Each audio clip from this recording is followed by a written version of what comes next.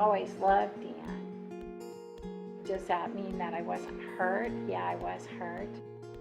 Something inside of me kind of crying out inside that that's not what I wanted for my own life, but I always felt like it was bigger than myself.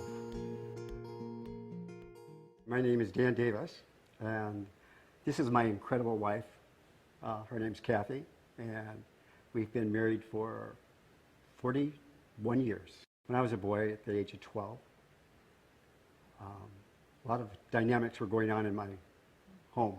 I was molested by a family member for over 7-8 years. I kind of lost my identity, who I was. I didn't understand where I was at and what was going on in my life. I just felt, eventually just kind of felt different about it.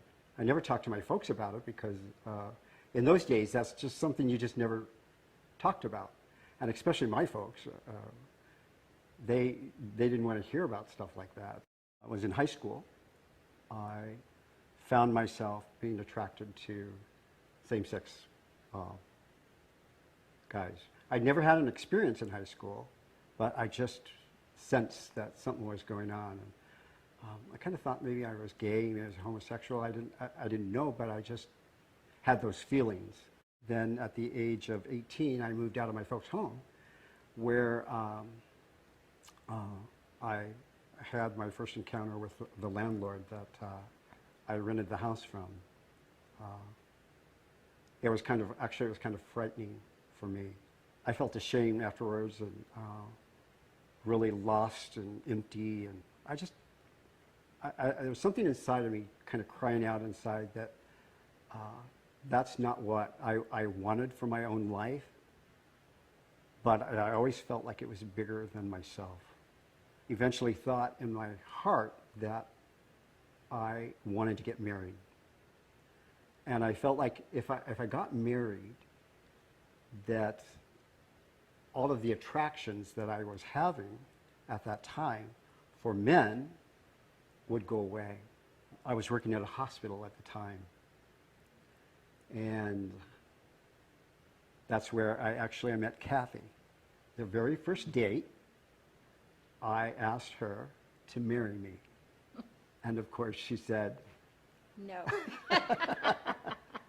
Exactly. But it didn't take long to convince her. And Cathy and I were married in June of 1972.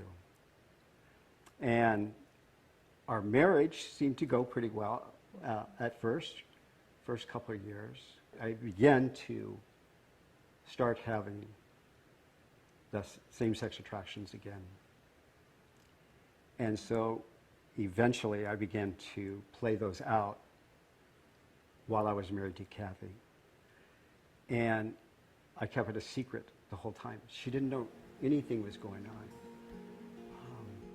In 1994, I began to get sick. I felt like in my heart, I knew that I was HIV positive, but I couldn't say the words. Everybody that had HIV at that time, they were dying. I'd seen the pictures of Rock Hudson dying from HIV, and I was like, that's going to be me. Of course, Cathy thought that I was dying, but the doctor came in, and Cathy and I were sitting in the office. And he came in, and he said, Dan, he said, not only are you HIV positive, but you have full-blown AIDS. I had taken him to the hospital. He was admitted. I went home by myself. I went home to my family, and Dan had sworn me to secrecy that I couldn't tell anybody he had AIDS. I feel so alone. And I remember going to bed, and I remember crying. And it's like, why? Why, Dan? Why would you jeopardize our whole future? I just remember just laying there thinking, how could I have done this to my family that I loved so much?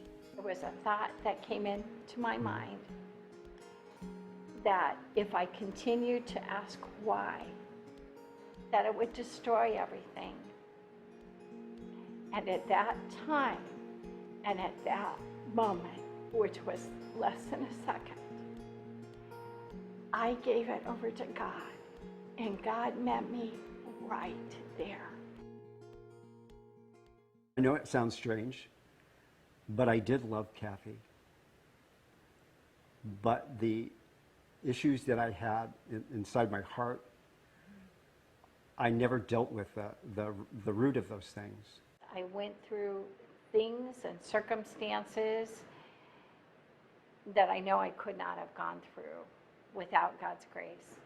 All I can say is that God's grace was there for me to be able to stay with my husband and to love him, and we are friends, and Dan's my best friend. Overcoming homosexuality was not a picnic for me. It was harder for me to overcome homosexuality than it was for me to deal with the issue of HIV, because I had to go back into my past and understand who I was. I worked with my local pastor, and I also worked with a wonderful friend of mine. He's the founder of a ministry called He Intends Victory, a ministry to those infected and affected by HIV. By the way, the doctors gave me a year to live at that time, and that was in 1994.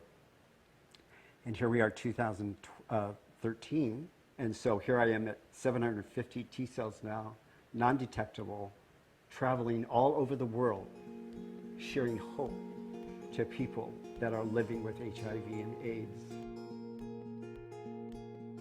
I know that today I have a purpose for all of that. It's not my purpose, but it's somebody else's purpose. I know, you know, so it's an amazing journey, and I'm very thankful for it.